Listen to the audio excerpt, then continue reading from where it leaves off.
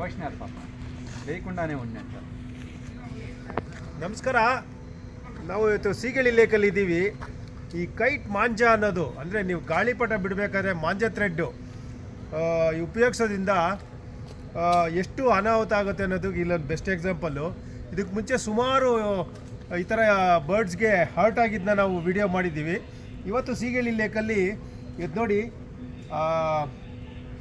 ಮಾಂಜ thread ಏನಿದೆಯೋ ಅದು touch ಆಗಿ ಏನೋ ಮರಗಳಿಗೆ ಗಾಳಿಪಟ ಎಲ್ಲ ಸಿಗಾಕೊಳ್ಳುತ್ತಲ್ಲ ಮಾಂಜ ಥ್ರೆಡ್ಡಿಂದ. ಕಾಟನ್ ಇದ್ರೆ ಏನೂ ಆಗೋಲ್ಲ, ಅದು ಕಟ್ಟಾಗುತ್ತೆ ಸ್ವಲ್ಪ ದಿನ ಆದಮೇಲೆ. ಆದರೆ ಮಾಂಜ ಥ್ರೆಡ್ಡಿಂದ ಇದು ತುಂಬ ಅನಾಹುತ ಆಗಿದೆ, ಇದಕ್ಕೆ ತುಂಬ ಹರ್ಟ್ ಆಗಿದೆ. ಇದನ್ನು ರೆಸ್ಕ್ಯೂ ಟೀಮ್ಗೆ ನಾವು ಹ್ಯಾಂಡ್ ಓವರ್ ಮಾಡ್ತಾಯಿದ್ದೀವಿ, ಆರ್ಕ್ ಅಂತ, ಅದೇ ಏವಿಯೇಷನ್ ಫೆಸಿಲಿಟಿಗೆ. ಸೊ ಅವರು ಬರ್ತಾಯಿದ್ದಾರೆ, ಆನ್ ದಿ ವೇನಲ್ಲಿ ಇದ್ದಾರೆ. ಸೊ ನಾನು ಮತ್ತೊಮ್ಮೆ ರಿಕ್ವೆಸ್ಟ್ ಮಾಡೋದೇನೆಂದರೆ, ನಿಮ್ಮ ಮಕ್ಕಳಿಗೆ ಆಗಲಿ ನೀವು ಮಾಂಜ ಥ್ರೆಡ್ ಅಂದರೆ ಚೈನೀಸ್ ಮಾಂಜ ಥ್ರೆಡ್ಡು ಯೂಸ್ ಮಾಡೋದ್ರಿಂದ ಈ ಒಂದು ಬರ್ಡ್ಸ್ಗೆ ರೆಕ್ಕೆಗಳಿಗೆ ಇದಕ್ಕೆ ತುಂಬ ಹರ್ಟ್ ಆಗುತ್ತೆ. ಯಾಕಂದರೆ ಅದು ಗೊತ್ತಾಗಲ್ಲ, ಹಾರಬೇಕಾದ್ರೆ ಎಲ್ಲ ಒಂದು ಟಚ್ ಆಗುತ್ತೆ, ಬಿದ್ದು ಇದಾಗುತ್ತೆ. ಸೊ ಹೆಚ್ಚಾಗಿ ಬಿದ್ದು ಇದಕ್ಕೆ ನೋಡಿ, ಇದು ತುಂಬಾ ನೋಡಿ ನಿಂತ್ಕೊಳ್ಳೋಕೆ ಆಗದೇ ಇರೋ ಪರಿಸ್ಥಿತಿಯಲ್ಲೇ ಇದೆ ಇದು.